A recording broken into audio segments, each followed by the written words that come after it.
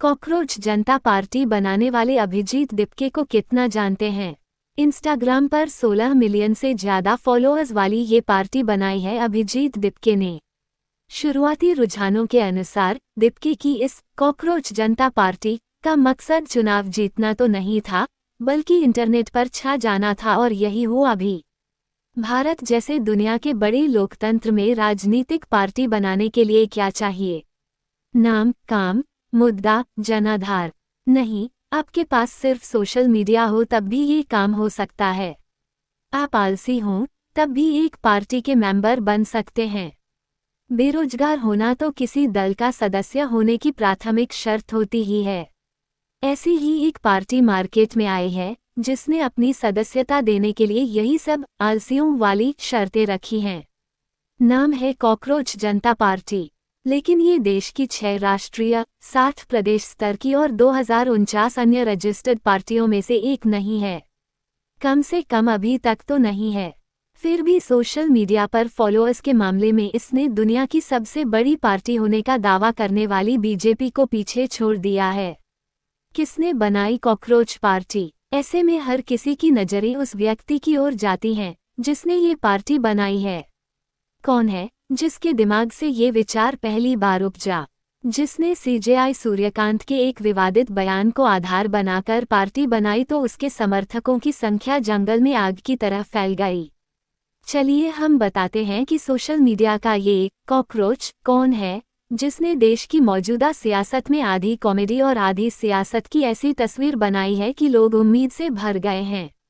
नेता सशंकित हो गए हैं। वोटर भी कुछ रोचकता की आशा लिए सोशल मीडिया पर इस आभासी पार्टी की गतिविधियों की ओर ताक रहे। दरअसल इंस्टाग्राम पर 16 मिलियन से ज्यादा फॉलोअर्स वाली ये पार्टी बनाई है अभिजीत दिपके ने।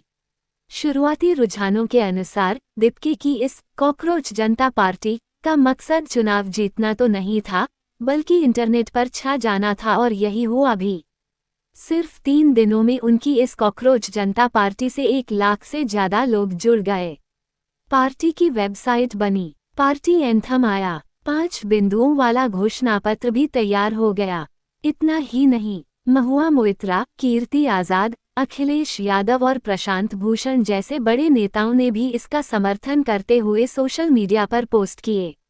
ऐसे में सवाल उठता है कि ये दिपके कौन हैं? क्या उनका कोई राजनीतिक बैकग्राउंड है? क्या वो पहले भी किसी पार्टी से जुड़े हैं? क्या करते हैं? उनकी पार्टी को इतना बड़ा सोशल जन समर्थन कैसे मिल गया? कौन है अभिजीत दिपके? तो सबसे पहले जानिए कि अभिजीत दिपके मीडिया के स्टूडेंट रहे हैं। महाराष्ट्र के औरंगाबाद यानी छत्रपति संभाजीनगर के रहने वाले हैं। उन्होंने पुणे से पत्रकारिता में ग्रेजुएशन किया। इसके बाद आगे की पढ़ाई के लिए अमेरिका चले गए। उन्होंने बॉस्टन यूनिवर्सिटी से पब्लिक रिलेशंस में मास्टर्स की पढ़ाई की। साल 2023 में वह अपने शहर औरंगाबाद वापस लौट आए। 30 साल के अभिजीत पॉलिटिकल कम्युनिकेशन स्ट्रैटेजिस्ट हैं। डिजिटल प्लेटफॉर्म्स का इस्तेमाल करके देश की राजनीतिक राय को प्रभावित करना उनका काम है। रिपोर्ट्स बताती हैं कि अभिजीत दिपके ने 2020 से 2022 के बीच अरविंद केजरीवाल की आम आदमी पार्टी के लिए काम किया है। ये पार्टी भी जनांदोलन के सपोर्ट से 3 बार दिल्ली की सत्ता पर बैठी। दिपके इसी आपके सोशल मीडिया और चुनावी अभियान टीम से जुड़े थे। उन्होंने आपके आईटी सेल के प्रमुख अंकित लाल के अंडर काम किया था। इस दौरान वह पार्टी के लिए मीम, कंटेंट, तंज वाले वीडियो और ऑनलाइन कैंपेन बनाते थे। अरविंद केजरीवाल को जनता के बीच अपना बंदा के रूप में पेश करने के पीछे दिपके का भी हाथ बताया जाता है। सिर्फ सोशल मीडिया नहीं, दिपके आम आदमी पार्टी की अगुवाई वाली दिल्ली सरकार का भी अहम हिस्सा रहे। उन्होंने अक्टूबर 2019 से अप्रैल 2021 तक दिल्ली मुख्यमंत्री दफ्तर में कम्युनिकेशन फेलो के रूप में काम किया।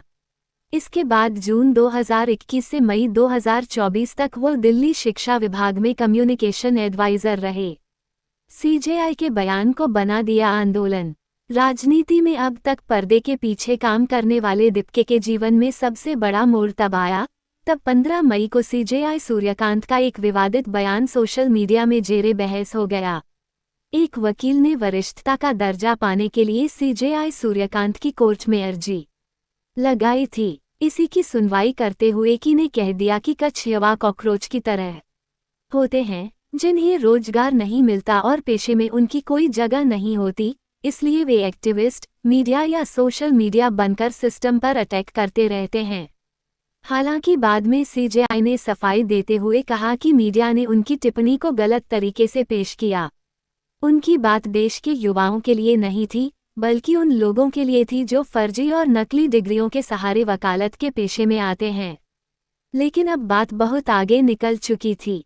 लोगों ने सीजेआई के बयान का वीडियो डालना शुरू कर दिया, ये कहते हुए कि उनके कॉकरोच स्टेटमेंट को गलत नहीं समझा गया है। इसी बीच अभिजीत दिपके ने इस पूरे गुस्से को एक ऑनलाइन व्यंग्यात्मक राजनीतिक अभियान में बदल दिया। इसके जरिए उन्होंने बेरोजगारी, पेपर लीक घोटालों, राजनीति से मोहभंग और सिस्टम की ओर से लोगों की अनदेखी जैसे मुद्दों पर लोगों की नाराजगी और हताशा को आवाज देने की कोशिश की।